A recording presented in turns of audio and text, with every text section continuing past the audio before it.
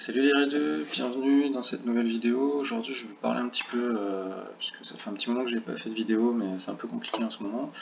Enfin bref, je vais vous parler voilà, de l'update des nouvelles failles. J'ai eu le temps un petit peu de farmer, de theorycraft un petit peu, du coup je vais essayer de vous montrer un petit peu ce qui est intéressant et voilà, pour éviter que vous fassiez des bourdes en achetant, en utilisant vos season points. Donc voilà, comme vous le saviez, c'est le retour de la Void Rift avec des anciens items mais aussi des nouveaux qui ont été rework. Nouveaux items qui sont, voilà, comme je l'avais prédit, qui sont méta. Hein, puisque voilà, vous pouvez voir que dans mes items, dans mes sets, je les utilise hein, bien évidemment, comme tout le monde. Même en speed, je vais vous expliquer pourquoi. Ce qu'il faut savoir du coup, c'est que j'ai assez facilement, entre guillemets, pu farmer la faille 18.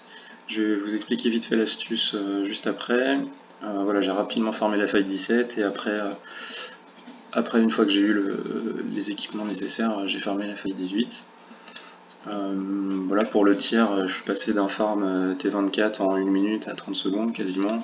Le guild boss, je suis passé d'un guild boss 24 voire 25, mais vraiment quelques fois, à un guild boss 27 dans 100% des cas. Et en speed, c'est pareil, j'ai gagné 3-4 secondes grâce entre autres à cet effet-là. Donc je vais vous montrer rapidement les items intéressants à avoir et je vais vous expliquer pourquoi. Alors déjà de base, il vous faut au niveau du set d'armure, soit le casque, soit l'armure, du coup le chest. Pourquoi? Parce que vous obtenez cet effet qui sacrifie 50% de vos points de vie, donc vous avez 50% tout le temps de vos points de vie max. Mais ça réduit vos dommages de 40%, donc c'est plutôt pas mal. Ça vous donne énormément d'extra boss damage, donc c'est pour ça qu'en guild boss, en tiers et tout ça, c'est vraiment intéressant.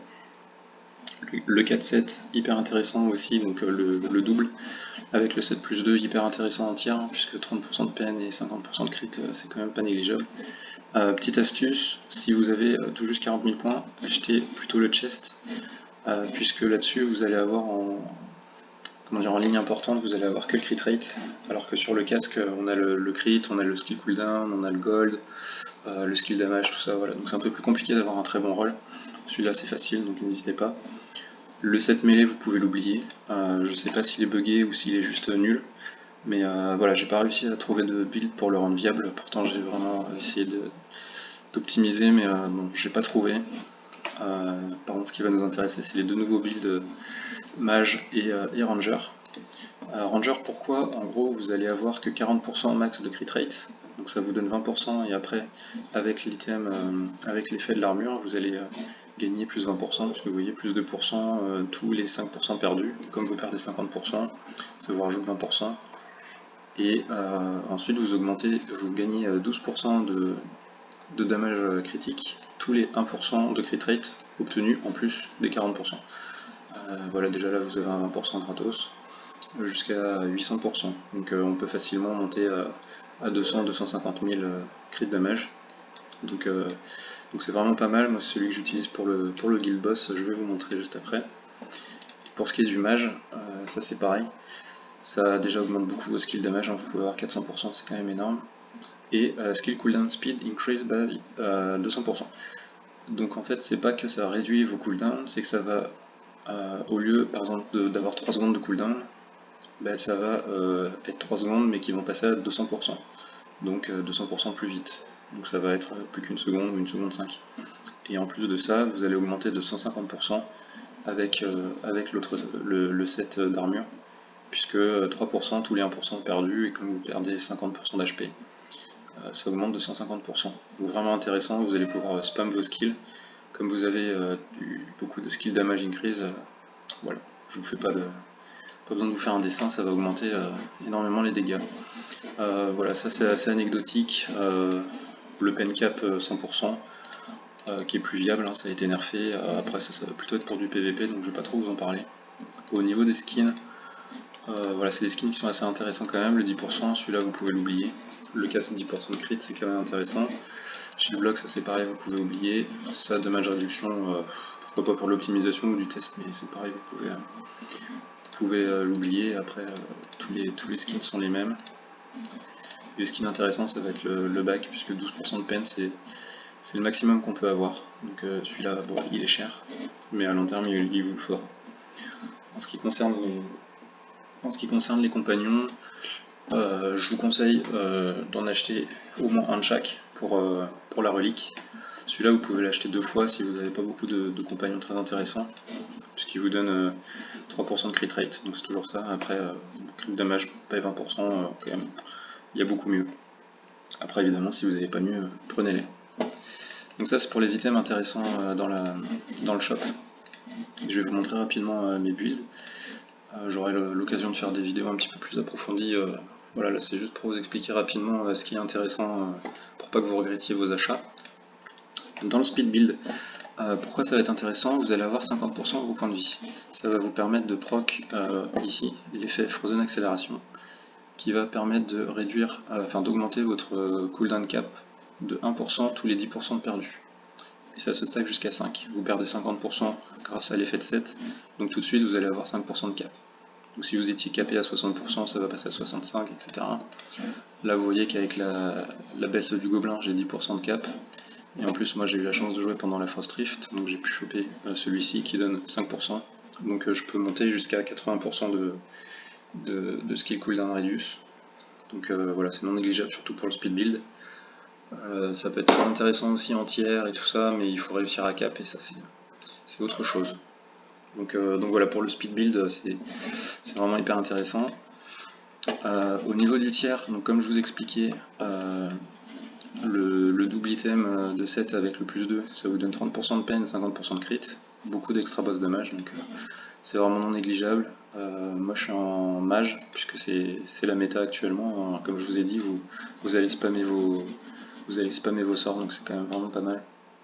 Pensez à mettre beaucoup de cooldown pour essayer de caper au maximum. Après je sais que le ranger est aussi viable. Au niveau du mêlée par contre on n'en voit plus, c'est pas viable du tout.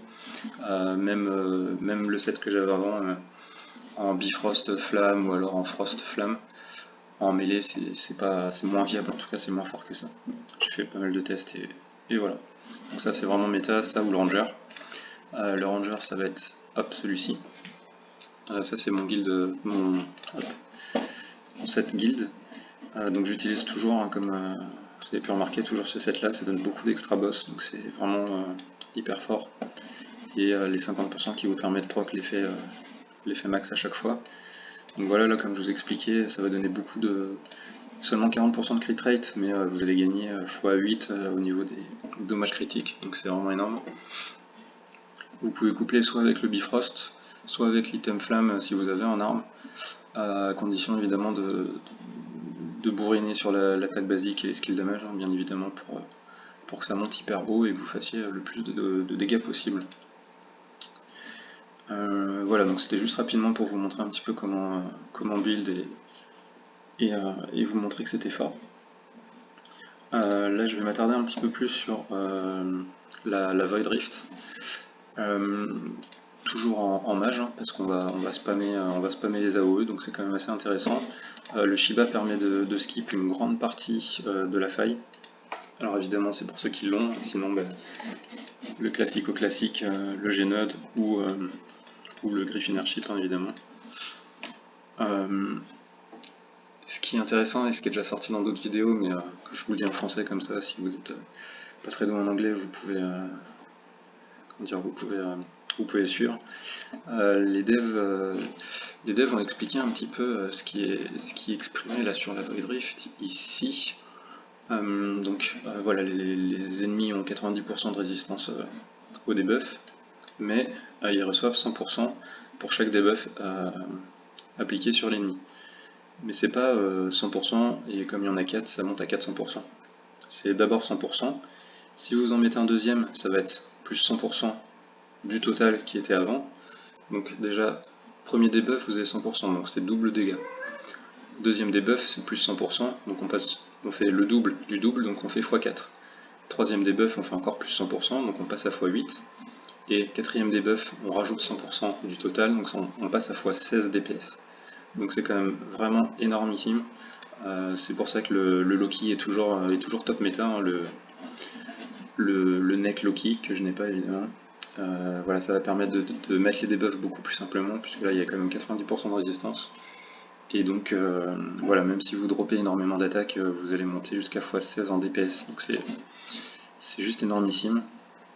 Et donc pour ça évidemment, on va essayer d'utiliser la tri-attaque, ce petit extract qui est assez intéressant, qui va permettre d'avoir un free poison, plutôt que d'utiliser celui-ci. Vous pouvez aussi l'utiliser, mais celui-ci devient viable. Le cooldown est énorme, mais avec justement l'effet de set, il devient viable puisqu'on le fait régulièrement. Et pour ceux qui l'ignorent, ça augmente vos stats de 20%. Mais quand on dit vos stats, c'est pas juste attaque, défense et vie, c'est aussi les crit rate, le cooldown, etc. Tout est augmenté de 20%. Donc c'est quand même pas mal, ça aide à cap, y compris pour le tiers. Voilà, après là on va essayer de varier, on va essayer d'utiliser un petit peu des items élémentaux, comment dire, les titres élémentaux aussi, les compagnons élémentaux pourquoi pas, voilà, donc on va essayer d'utiliser le plus de debuffs possible. Donc je rappelle, on veut du choc, du freeze, du flamme, du burn et du poison. Et une fois qu'il y a les 4, on a x16 DPS. Donc voilà, essayez vraiment de focus là-dessus, c'est énorme. Voilà, moi je suis en 100% bloc puisque je prends quand même pas mal de dégâts malgré le fait que mon arme soit, que mon bouclier soit assez élevé. Si vous avez le Loki, clairement avec ça, et puis pourquoi pas le titre, vous pouvez permafreeze. Donc voilà, par exemple, Pavel a fait une vidéo, il n'a pas les items aussi montés que moi, mais il arrive à faire la Void Rift, enfin oui c'est ça, la Void Rift 18, avec beaucoup plus de gold % que moi. Donc voilà, le Loki vraiment permet de faire des trucs dingues. Voilà, donc vraiment ne négligez pas le bonus de DPS que donnent les debuffs. Voilà, j'ai un de mes guildmates à qui j'ai expliqué ça, il a essayé, il a mis de l'élémental partout, donc voilà, il a que, je vais pas vous dire son attaque, mais voilà, moi j'ai 530, il a quasiment la moitié, et il farm plus rapidement que moi, donc c'est énorme l'augmentation de dégâts grâce au debuff, puisque lui, il a le Loki, donc forcément, voilà, il est plus efficace. Voilà, après, écoutez, j'ai pas grand chose à dire, hein, si ce n'est toujours les mêmes conseils. Pensez à farmer toute la semaine vos clés de faille et les utiliser le week-end. Alors après, je dis ça, mais ça dépend évidemment de vos guildes. Mais voilà, optimisez ça, on est en début. On est en début de saison, vous allez largement avoir le temps de farmer tout, d'avoir le shop complet. Donc voilà, ne rushez pas, faites les choses bien. Si vous avez des items nuls au début, c'est pas grave, utilisez-les quand même, vous aurez le temps de reroll plus tard. Ne gaspillez pas vos points de saison en reroll encore et encore et encore, c'est pas nécessaire et c'est pas optimisé. Voilà, écoutez, j'espère que ça vous servira, que ces 2-3 petits conseils, que vous les ignoriez déjà et que du coup vous allez pouvoir progresser grâce à ça. Et puis on se retrouve très bientôt, j'espère, pour une vidéo un petit peu plus détaillée sur tout ça. J'espère que je vais vite avoir un petit peu plus de temps. Allez, je vous remercie, et puis d'ici là, farmez bien. Ciao.